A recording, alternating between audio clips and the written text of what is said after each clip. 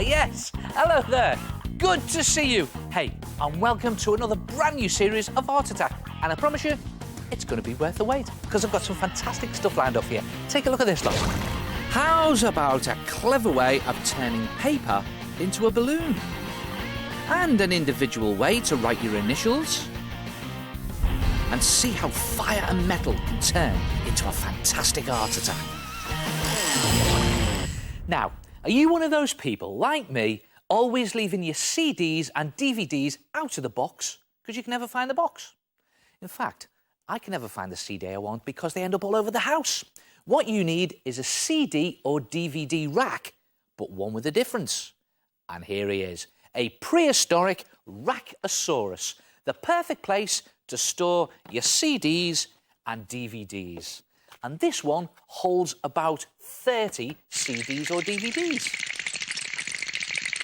And there's even somewhere to store your headphones. Look at that. And now he really does look chilled out. Simple to make in 4 easy parts. A 4-part attack.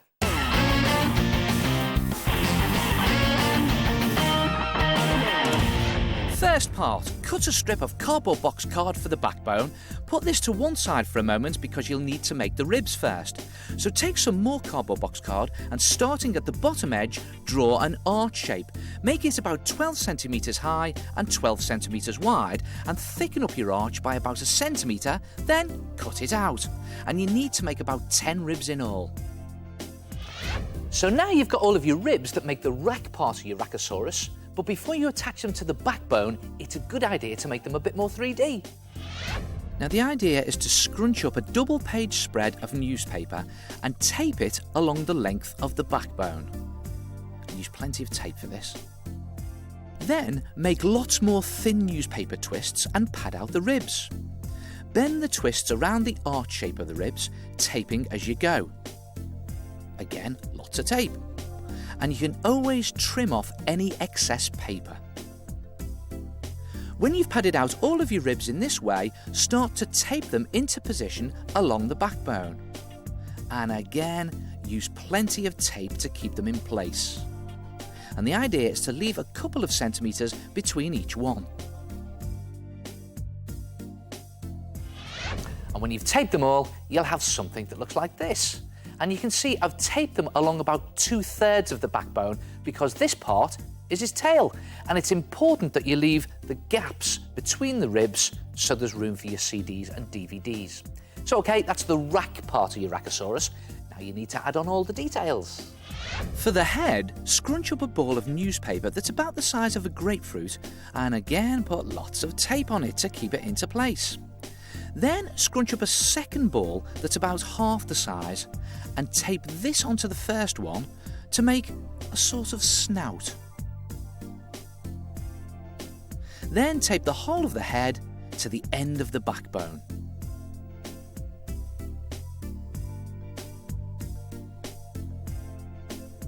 Roll up another small bit of newspaper for a leg and tape on 3 newspaper claws and make 4 in this way. Tape 2 to just behind the back of the head and the other 2 at the top of the tail. And then just bend them into position when you've taped them. Wrap more little twists of newspaper around the tail to make it more like a knobbly backbone. Then add some extra detail on the face like 2 newspaper rings for nostrils. And how about little cardboard squares on top of a strip of tape? And they make good sticky out teeth. And then cut 2 card eyelids and stick those on too. Yeah, so now he's really beginning to take shape. And remember, use lots of tape to keep all these bits firmly in position. So now there's just a few more finishing touches. To make your rackosaurus more solid, mix some PVA glue half and half with water and paste on a layer of kitchen paper all over your rackosaurus. On it goes in the usual way, making sure that you go over all of the joins. When you've covered the whole thing and he's dry, give him a coat of cream paint. Just slap it on all over. And then add some darker cream in the shaded areas to make the details stand out. And when you've painted the whole thing and it's dry, you can, if you want, pick out some little bits of detail like I've done here with a black permanent marker just around his eyes. Then it's just a case of slotting your CDs and DVDs between his ribs and storing your headphones on his head like that. Look at that. He looks like he died happy listening to his favourite tunes. Try it yourself, a rackosaurus.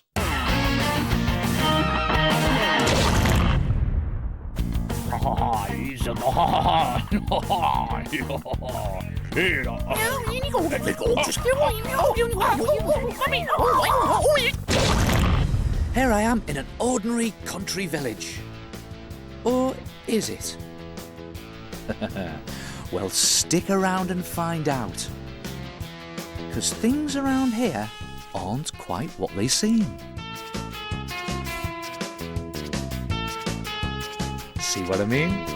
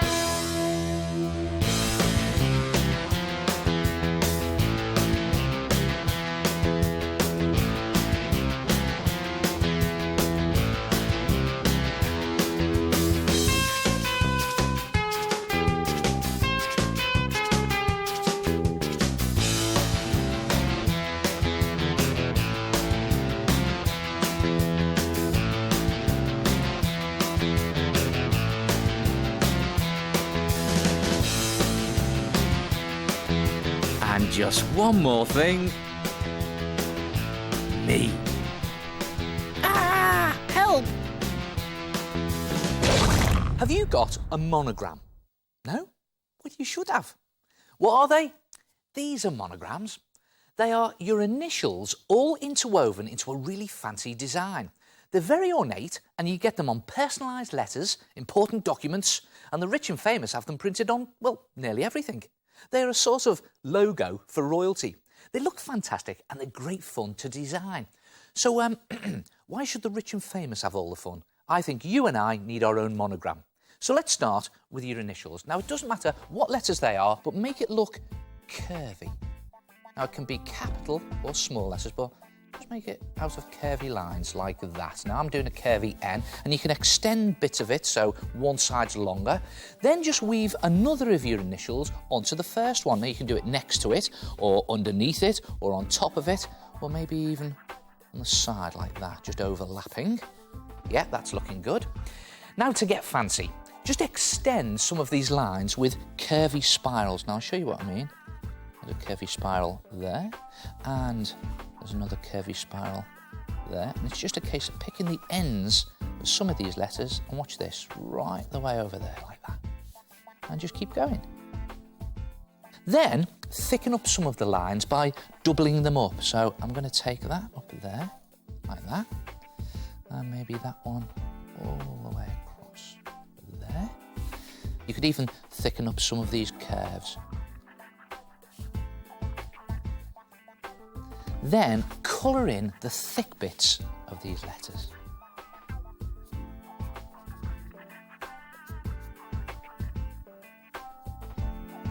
And as you're doing it, you can always add on other little bits if you think it needs it. I'll put another little curve in there, I think, little spiral. And there it is, my own very fancy monogram. And once you've designed your own monogram, you can have great fun deciding on what colour scheme it's going to be. I've tried several different styles for mine. How's about this one? I've done a red one, and I've painted this using a brush in the same style. This is the same style, only I've coloured it in with dots. And on this one, I've really tied the two letters together and used two different colours. Try it yourself. Curve your initials, weave them together, add on some fancy curls and loops, all to create your own personalised monogram, because you never know. One day, you may be rich, famous, or even marry royalty.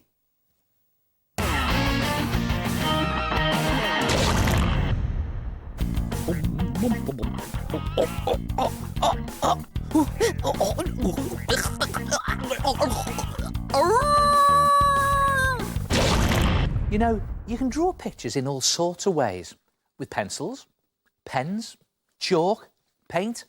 But here's an artist that draws pictures in a really unusual way, with metal. Check this out.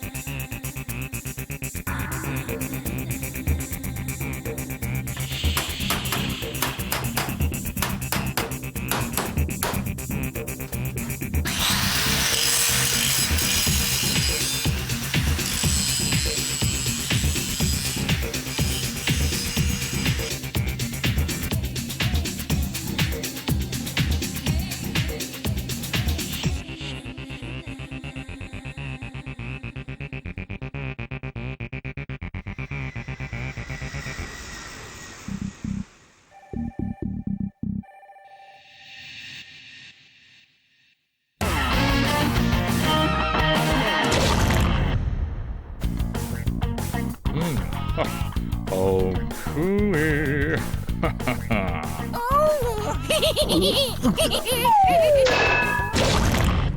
Do you know what? I think three of the most important things in art are style, style, and style. I'm always saying it. develop your own individual creative style. And when I look through all the work that you send in to me that's in my Art Attack gallery, I see tons of it. Take a look at this lot.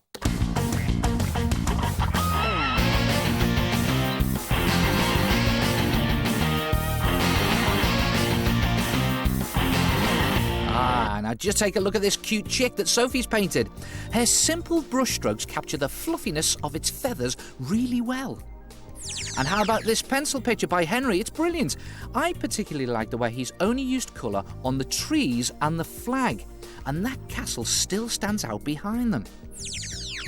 And this is a brilliant art attack between Louis and Neve. It's got a great sense of perspective, and they've been really creative with their materials. Felt tip pen on cloth.